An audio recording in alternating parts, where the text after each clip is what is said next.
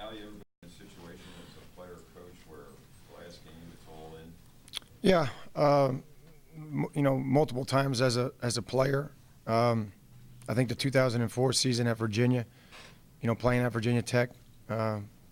So, I think everybody understands what's at stake, but the reality is we're playing one game and one team right now, and that's Ohio. And that's what our focus is on.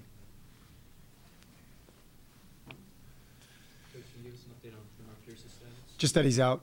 He's out for this game, and we'll reassess after this game, depending on where we're at. Do you know the specific injury? It came off a blocking play? If I remember? No, it was the first play of the game. He stayed in there for 2 more plays and then couldn't manage it anymore, and he came out after a pass play. So that's why I made the assumption that he heard it on a pass protection play, but the reality is he heard it on the first play of the game. Very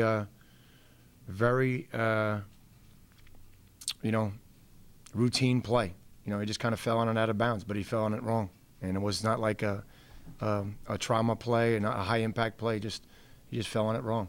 So it was unfortunate for him. Is it the same type of injury you had beforehand? It's the same shoulder, right? Yeah, no, it's different. It's different.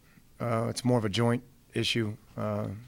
Again, I don't want to get into too much specifics, but he's out. I don't know how long it's going to be. Given the implications of this game, does your approach change at all this week? Well, we're going to have to do some other things to generate some offense. Obviously, the receivers and tight ends are going to have to come up big, and the quarterback's going to have to play well. But we can't change it too much. The game's on Friday. It's Monday, so we don't have a lot of time. We're traveling Thursday. There's a lot going on, with the schedules in school, and there's a lot of things right now that we're trying to manage and just try to stay focused. So we don't want to add to the variables.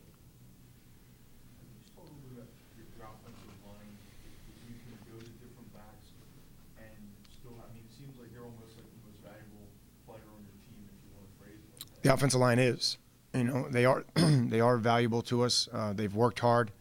I just want to, my only concern with the O-line right now is that they're staying focused and that they're improving, because we didn't play our best game up front, and a couple of those guys need to improve right now, and a lot of times that's difficult with all you guys around and everybody asking questions about the postseason and the implications of this game and everything.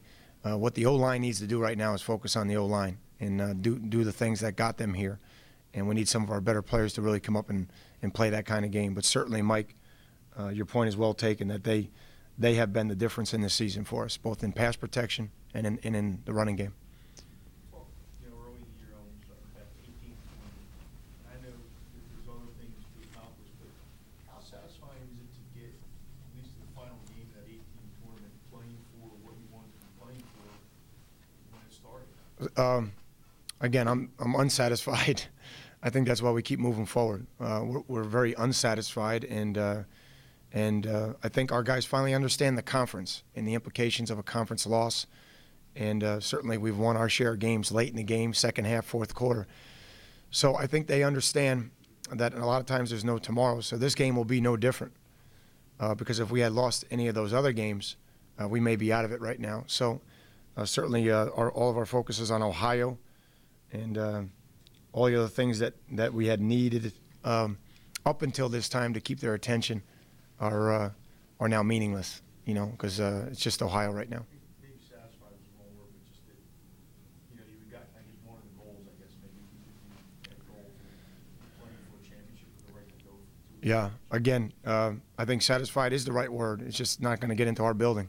And either is the word goals, because that's not our goal either. Does Kier now get looks at running back again? I don't know. Right now, we have Joey Jones and Harper who are on the offensive side of the ball that can do that. And then certainly Matt is the starter. Lamar has played a good amount of time this year. He's done a great job in his role. And he'll probably run the ball more like he did, before he started to bang up his knee, like he did against Buffalo and those types of games. So right now I'd rather stay with that than move Kier. But obviously everything's in play in a game like this because we have to have some depth. Coach, lost in the explosive plays you all been coming up with the scoreless while you went on these runs. Just speak to how they've come along this season and where they at this point. They're playing better in the red zone right now than they had been playing. They're getting off the field a little bit better on third down, and then they're coming up with plays. Interceptions that would take us down to the 5-yard line, or in Brinson's case against Akron, Kier coming up with a big interception and scoring. And obviously, that's how we want to conduct the game. We want to have a lead. We want to get a lead and then put teams in that position. I think every coach would like to do that, honestly. But our guys have been feeding off each other, and then the special teams is making some plays now that we haven't made in the past, and we got to continue to do that. The play Adrian made, by the way, seemed like really a game changer. Would you agree with that? I would, yeah. We went down. I think we kicked 3 points there. I would have liked to score, following up a play like that, but it's no different than Peanuts' play against Buffalo, Brinson's play, that kind of got us going against Akron, keep us going there. So we need guys to step up and make plays. We have a lot of veterans on the team. I wouldn't say we're an old team, but we got a lot of veterans, and we're playing with a lot of veterans right now that need to step up and make plays. I mean, it's that time of year. Did you ask Matt or Mark to put a little more heat on Keith, the quarterback, the other day? No, I think Mark. We talked real quick at halftime, but he had already gotten. I was talking to the team out at halftime.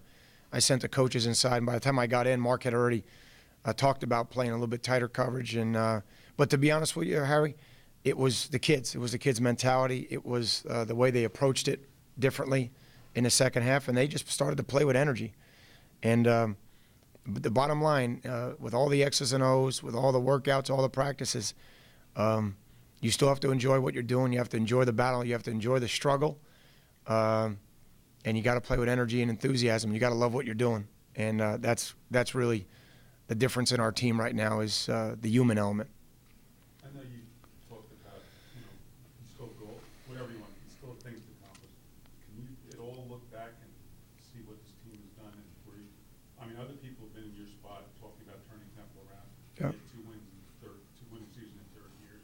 And what kind of satisfaction you get out of that, and just for this program and for everything? Well, I'm happy that our team is moving in the right direction, to be quite honest. But I don't think we're not a program yet to the level that we want to be. But we're a team we're becoming a winning team. Whether or not we can be an uncommon team or a championship team or all those things, it's all before us. But we want to build a program. I think that's the biggest thing. You want to build a program that can do it year in and year out, because that's where the odds are against you. And you can look around the MAC this year, and a lot of teams that played in bowl games or champions are struggling to do that. And that makes you a good team. But to be a good program, you got to do it year in and year out, and that's what we're trying to do. And again, I take no satisfaction where we are right now. But for you to be the guy who finally did get it done. Well, we're the guys. We're the guys. We got a great senior class. We got an excellent staff. There's never been a better time to recruit to this university. There's never been a better time to be a Philadelphia school when you think about what's going on in the city. So there's a confluence of things that are enabling us to do this. But our staff recruited excellent players, and our seniors held it together through the adversity and are now leading us, and then now are perpetuating our cycle, if you will, or our culture. And so there's a number of reasons. I'm the guy